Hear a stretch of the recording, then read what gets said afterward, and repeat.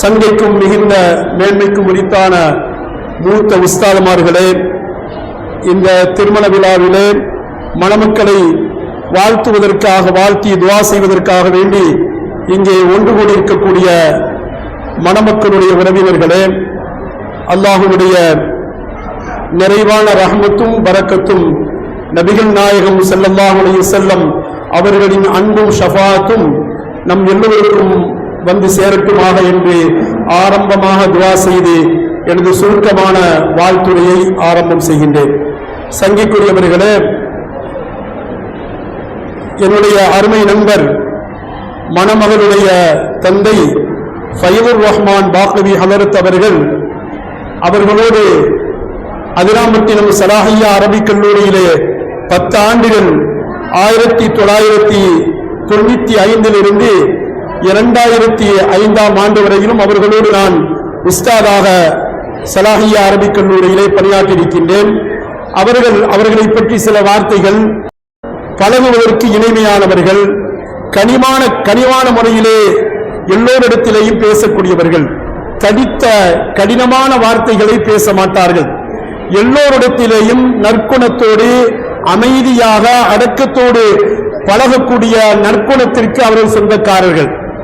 அவர்களோடு 10 ஆண்டுகள் நான் பணியாற்றியிருக்கிறேன். என்னிடத்திலே ஒரு முறை கூட சண்டை போட்டதில்லை. கடினமான தடித்த வார்த்தைகளை அவர்கள் பயன்படுத்தியதில்லை. அப்படிப்பட்ட குலுக்க அவீமுக்கு, குலுக்க கரீமுக்கு அவர்கள் சொந்தக்காரர்கள் என்பதை ஆரம்பமாக நான் தெரிவித்துக் கொள்கிறேன்.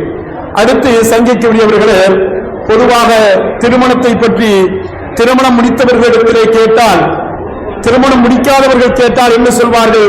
திருமண வாழ்க்கை என்பது சிரமங்களும் கஷ்டங்களும் நிம்மதியை குறைக்கக்கூடிய ஒரு வாழ்க்கை என்பதாக, நீ சீக்கிரம் திருமணம் முடிக்காது, சீக்கிரமா கல்யாணம் முடிச்சிடாத, கொஞ்ச நாளைக்கு ஜாலியாக இரு, கொஞ்ச நாளைக்கு சந்தோஷமாக இரு என்று திருமணம் முடித்தவர்கள் முடிக்காதவர்களுக்கு ஆலோசனை சொல்வார்கள்.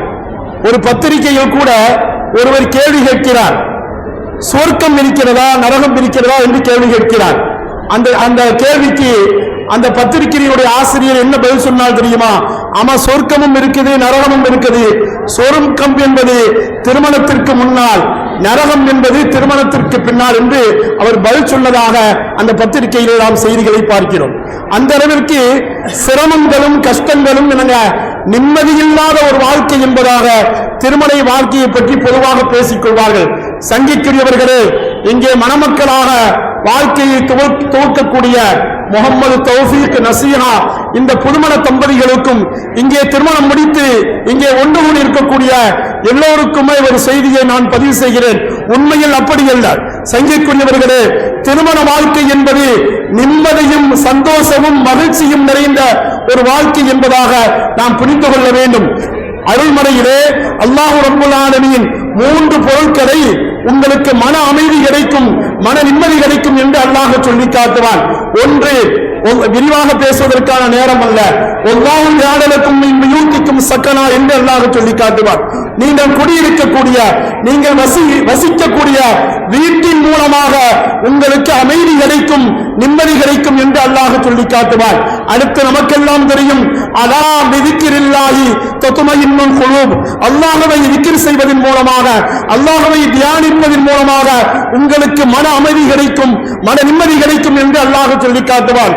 மூன்றாவதாக அல்லாஹ் அருள்மறையிலே உமின் ஆயாத்திஹி, நான் ஓதி காட்டிய வசனத்திலே அல்லாஹ் சொல்கிறார், அல்லாஹ்வுடைய அற்புதங்கள் என்று அல்லாஹ் சொல்கிறார்.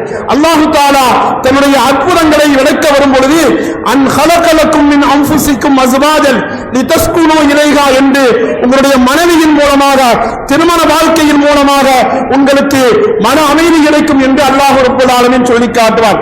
ஆக சங்கைக்குரியவர்களே, திருமண வாழ்க்கையிலே நிம்மதி இல்லை என்று சொன்னால், மன அமைதி கிடைக்கவில்லை என்று சொன்னால் அதற்கு காரணம் நாம் தான்.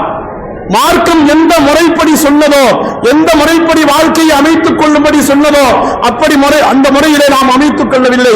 குறிப்பாக ஒருவருக்கொருவர் விட்டுக் கொடுத்து வாழ வேண்டும். கணவன் மனைவிக்காக விட்டுக் கொடுக்க வேண்டும், மனைவி கணவனுக்காக விட்டுக் கொடுக்க வேண்டும். இந்த விட்டுக் கொடுக்கக்கூடிய இந்த இந்த தன்மையிலே நாம் குறைவு உள்ளவர்களாக இருக்கின்ற காரணத்தினால்தான் திருமணமான வாழ்க்கைகள் சங்கடங்களும் சிரமங்களும் நிறைந்த ஒரு வாழ்க்கையாக இருக்கிறது. அல்லாஹ் ரப்பல் ஆலமீன் இந்த மணமக்களுக்கு அல்லாஹ் நிம்மதியான மன வாழ்க்கையை அல்லாஹ் தந்தருள்வானாக. உன்ன லிபாசுல் லக்கும் அன்தும் லிபாசுல் லஹுன்ன. அல்லாஹ் இந்த மணமக்களை அல்லாஹ் எப்படி வாழ்த்தினானோ ஆடைகளை போன்று நீங்கள் வாழுங்கள். ஆடைகள் எப்படி ஒருவருடைய குறையை குறைத்து மறைத்து அந்த ஆடை எப்படி மறைக்கக்கூடியதாக இருக்கிறதோ அதுபோன்று ஆடை என்பது ஒருவருடைய கண்ணியத்தை அதிகப்படுத்தக்கூடியதாக ஒருவருடைய கண்ணியத்தை கூட்டக்கூடியதாக இருக்கிறதோ அதுபோன்று மனைவியுடைய கண்ணியத்தை கணவன் கூட்டக்கூடியவராகவும் கணவனுடைய கண்ணியத்தை மனைவி கூட்டக்கூடியவராகவும் அதெல்லாம் போக விட்டு கொடுத்து ஒருவருக்கு விட்டு கொடுத்து வாழக்கூடிய நல்ல மணமக்களாக ஆடை எப்படி உடலோடு சேர்ந்து இணைந்து பிணைந்திருக்கிறதோ அப்படி ஒருவருக்கொருவர் என்ற வாழ்க்கையில் எந்த பிணக்கும் இல்லாமல் எந்த பிரச்சனைகளும் இல்லாமல் ஒன்றோடு ஒன்று இணைந்து பிணைந்து வாழக்கூடிய நல்ல தம்பதிகளாக அல்லாஹ் யாக்கியருள் புரிவானாக. நபிகள் நாயகம் ஸல்லல்லாஹு அலைஹி வஸல்லம் அவர்கள் பாரக்கல்லாஹு லக்குமா வ பாரக அலைக்குமா வ ஜமா பைனக்குமா ஃபீ கைர் என்று வாழ்த்தினார்களே, அப்படிப்பட்ட எல்லா விதமான உள்ரங்கத்திலும் அந்தரங்கத்திலும் எல்லா விதமான நற்பாக்கியங்களையும் இந்த மணமக்களுக்கு அல்லாஹ் தந்தருள் புரிவானாக என்று வாழ்த்தி என்னுடைய வாழ்த்துடைய நிறைவு செய்கிறேன். வாஹிரு தாவானா அல்ஹம்துலில்லாஹி ரப்பில் ஆலமீன்.